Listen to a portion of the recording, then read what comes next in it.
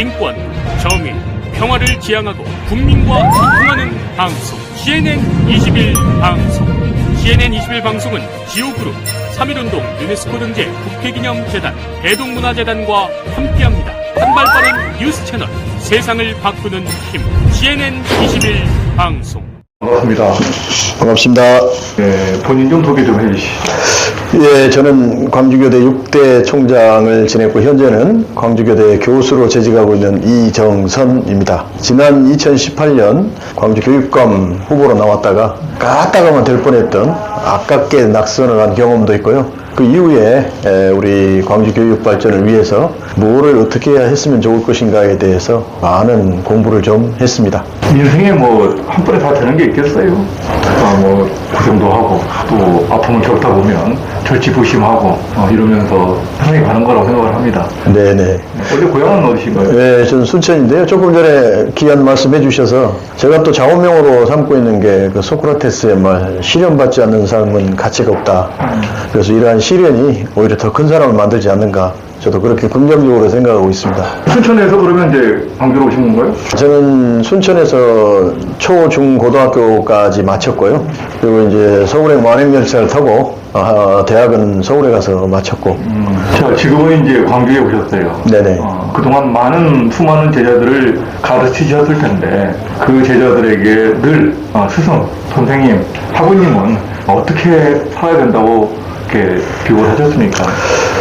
일단은 뭐 삶의 태도에 대한 이야기보다 제 전공이었던 그 전공적인 지식, 전문적인 지식을 더 많이 가르쳤고요. 그리고 저는 제자란 말을 굉장히 귀하게 여깁니다. 그래서 저한테 배운 모든 사람들을 저는 제자라 하지 않고 마치 예수님의 12제자처럼 이 소크라테스나 플라톤의 이러한 제자들처럼 스승과 제자의 관계는 좀 남다르고 특별해야 된다. 그거는 이제 지식을 전수 내지는 학풍을 전수한 것도 있지만 결국은 그분의 어떤 삶의 방식까지도 이렇게 삶의 태도까지도 가르쳐 줄 수 있는 그런 사람이어야 된다라고 생각하고요. 스승 내지는 선생이라고 하는 말은 제가 생각하는 데는 자기 학문이 있다라고 하는 것과 자기 학문을 계승할 수 있는 제자가 있다라고 하는 말로 이렇게 이야기할 수 있을 것 같은데 그런 점에 있어서 제 제자들에게는 학문적인 이러한 전문성도 물론 가르쳤지만 삶의 태도와 관련해서는 저는 진정성이라고 하는 것을 굉장히 중요하게 생각하고 제 이름에 들어있는 것처럼 저는 정직하고 선한 사람을 추구합니다. 그러다 보니까 진정성을 가지고 대인관계를 하고 또 스스로 양심에 부끄럽지 않는 자기의 양심을 억누르면서까지 이 무엇을 하려고 해서는 안 된다라고 하는 그런 이야기를 자주 합니다. 그 학문적, 전문적 지식이 좀 훨씬 더 넓을 것 같은데.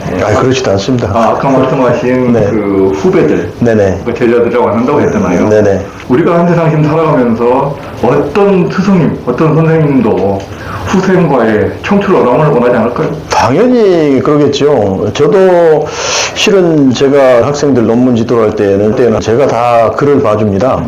그리고 이제 토시 하나도 제가 다 점검을 했는데 지금은 제가 가르친 이 친구들이 제 글을 다 봐줍니다. 그런 거 봐보면 정말 뿌듯하죠.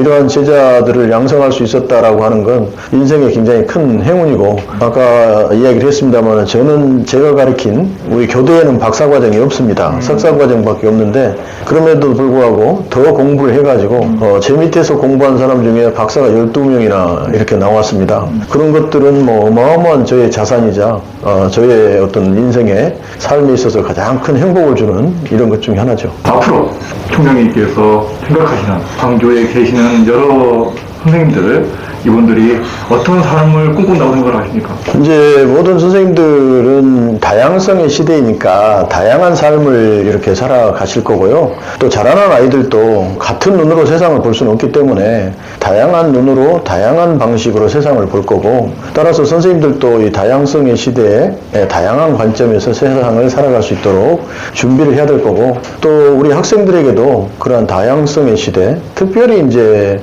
이 시대가 굉장히 빠르게 이게 전환되어지고 있지 않습니까? 그러한 시대의 변화에 단순히 뒤따라가는 것보다는 선도할 수 있는 그러한 사람을 또 양성하도록 이렇게 우리 교육이 좀 나아갔으면 좋겠다 이런 생각을 합니다. 그런 시대 정신에 총장님은 부합하다고 생각하십니까? 자기 성찰이 밑바탕이 돼야 된다라고 생각하고, 저는 뭐 그런 점에 있어서는 자기 성찰 부분은 철저하게 대비를 했다 이렇게 생각합니다. 광주의 시대 정신뿐만 아니라 우리 대한민국이 결국은 지금 교육의 대전환을 맡고 있는, 교육의 패러다임을 맡고 있는 이런 시기이고, 그러한 시기에 얼만큼 유연한 사고를 가지고 있고 또 얼만큼 그 합리적인 실용성을 가지고 준비를 해왔는가, 얼만큼 또 전문성을 가지고 준비를 해왔는가, 또 얼만큼 긍정적인 변화에 대응하려고 하는 이러한 그 삶의 태도를 갖고 있었는가, 이러한 것과 관련해서 뭐 하루아침에 삶의 방식이 변화되어진다라고는 보지 않습니다. 어떠한 역사적인 그러한 계속성이 있기 때문에 제 삶 자체가 어떻게 봐보면 초등학교부터 중학교, 고등학교, 대학교, 그리고 미국 유학, 그리고 이제 한국에 와서 이러한 교육 행정을 하기까지 그러한 삶의 연속선상이 있었지 않는가, 늘 변화를 꿈꾸고 새로운 것에 대해서 수용하려고 하는 적극적인 자세를 갖추고 있었지 않는가, 그리고 부단하게 현장을 찾아다니면서 공부했고 많은 사람들과 소통을 통해서 더 많은 다양성을 추구하려고 애를 썼다라고 하는 점에 있어서 뭐 100% 어떻게 시대정신에 부합하겠습니까만은 그래도 많은 부분 공부모를 갖고 있지 않을까 이렇게 봅니다. 국제 세계 교육이 가는 방향을 이렇게 많이 지켜보신 것 같아요. 네네. 그쪽에서도 그 국영수 잘하는 학생들이 엘리트라고 꼽던가요? 기본적으로 국영수라고는 하지 않지만 그 민주 시민으로서 필요한 핵심 교과는 있습니다. 예컨대 뭐 의사소통 능력, 뭐 창의력, 아니면은 뭐 그 자기주도적 학습 역량, 여러 이제 이름으로 표시는 할 수 있겠지만 그런 걸 길러주는 내용도 있어야 되고 방법도 있어야 되고, 그거는 맞습니다. 단순히 이제 우리가 하는 교육 방식인 국영수의 지식을 전달하고 암기하는 방식, 뭐 이런 데도 있어요. 핵심적인 교과는 외워야 된다라고 하는 교육 방식도 있지만 이제 그러한 것보다는 뭐 역량을 더 중시한다랄까, 구분하는 방식에 있어서 반드시 국영수를 다 해야 되는 이유는 없지만, 미국의 경우 예를 들면 SAT라고 하는 우리 대학 입학 수능 시험에서도 봐보면 영어하고 수학, 그러니까 우리로 이야기하면 영어 수학이죠. 국어 수학이 핵심 교과인 것만은 틀림없습니다. 꼭 국영수를 잘하는 학생들이 세상을 발전시킨다. 물론 기초 학문은 필요하죠. 화학이 필요하고 수학이 필요하고. 그러나 거기서 아까 말씀하신 대로 인문학적인 소양은 절대 필요한 거거든요. 네네. 우리의 지능 자체가 8가지의 다중지능으로 이루어져 있고, 하버드 대학의 하워드 교수께서 말씀하신 것처럼 그 다중지능으로 이루어져 있고, 뭐 다중지능 중에 여러 지능을 이렇게 발전시키면 되는데요. 기본적으로 이제 저는 이제 거기에다가 요즘 이런 PI, Practical Intelligence라고, 그러니까 실행지능. 그러니까 이 말은 내가 지식을 갖고 있다 하더라도 누구에게 언제 어떻게 이야기하는가에 따라 그걸 활용할 수가 있고 활용을 못할 경우가 있습니다. 내가 IQ가 높고 천재라 한다 하더라도 내가 가지고 있는 이 지식을 누구와 함께 협업할 수 있는 협업을 만약에 한다 그랬을 때 누구에 가서 컨택을 해야 되고 누구에게 어떤 말을 해서 그 사람을 설득해야 하고 또 어느 상황에서 이런 이야기를 해야 되는가를 모르면 갖고 있는 지식이 사장되어 버리잖아요. 앞으로 광주의 교육 시스템을 그렇게 바꾸실 수 있지 않을까요? 그러니까 그게 이제 PI인데 이런 PI를 향상시킬 수 있는 교육 환경 이게 이제 필요한 거고 이제 이러한 PI가 얼만큼 필요한가조차도 필요성을 못 느낀다면 뭐 이런 교육 환경을 어떻게 바꿔야 할 것인가조차도 모를 것은 틀림없죠. 알겠습니다.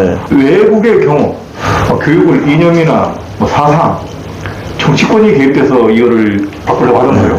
이제 국가마다 조금씩 다릅니다. 왜냐하면 교육제도가 문화의 산물이다 보니까 예컨대 미국 같은 경우는 그 교육감은 주지사가 임명하는 또 러닝메이트제로 이렇게 운영하는 데도 있고요.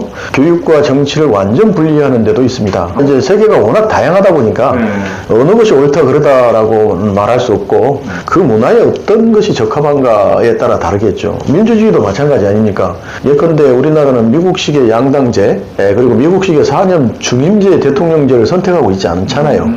어떻게 보면 프랑스식의 대통령제를 저희가 선택하고 있는데 뭐 예컨대 미국에는 바이든이라고 하는 뭐 80이 넘은 사람이 나오잖아요. 미국 제도에서 나올 수 있는 거죠. 근데 프랑스 마크롱 같은 경우는 40대야만 그 어떻게 보면 대통령이 되는, 그러니까 어느 제도가 우리에 더 적합하는가 이걸 따져보면 미국은 이런다더라, 프랑스는 이런다더라, 그러니까 그쪽을 따와야 된다, 이쪽을 따와야 된다, 이거는 안 맞는 거예요. 하지만 우리는 좀 반만년 역사를 자랑하는 그렇죠. 한민족입니다. 네. 한민족의 그 대한민국에서도 그래도 광주예요. 광주는 이 나라의 정신들을 만들어 왔다고 생각하는데 이 나라의 교육까지 만들어 가려고 했을 때 거기에 정치인들이 껴서 뭐 이러면 안 되죠. 정치인들은 뒤에서 보조적으로 지원을 해주시면 그렇죠. 되겠죠. 네. 그리고 이제 교육은 지금이 이제 워낙 다양성의 시대지만 아까 말씀드린 것처럼 실용적 전문가의 시대다. 그리고 실용적 합리주의가 필요한 시대다. 그렇다면 교육은 누가 잘할까? 뭐 다른 뭐 정치적인 구호 이거보다는 교육은 교육 전문가에게 그러죠. 이게 뭐 가장 옳지 않을까 이렇게 생각합니다. 아이고 올해가 저 임년 호랑이띠입니다. 네, 네. 띠는 어떻게 되세요? 저는 돼지띠입니다. 돼지띠입니까? 그래서 잘 먹습니다. 아, 그래요. 그러면 돼지와 호랑이는 좀 관계가 있나요? 뭐 호랑이한테 잡혀 먹히겠죠. 아니면은 현명한 돼지라면 호랑이 등에 타지도 않을까요? 올해 호랑이한테 잡혀 먹지 않는 네네. 돼지가 되시길 아유, 부탁드리겠습니다. 감사합니다. 고맙습니다. 네네. 고맙습니다. 네.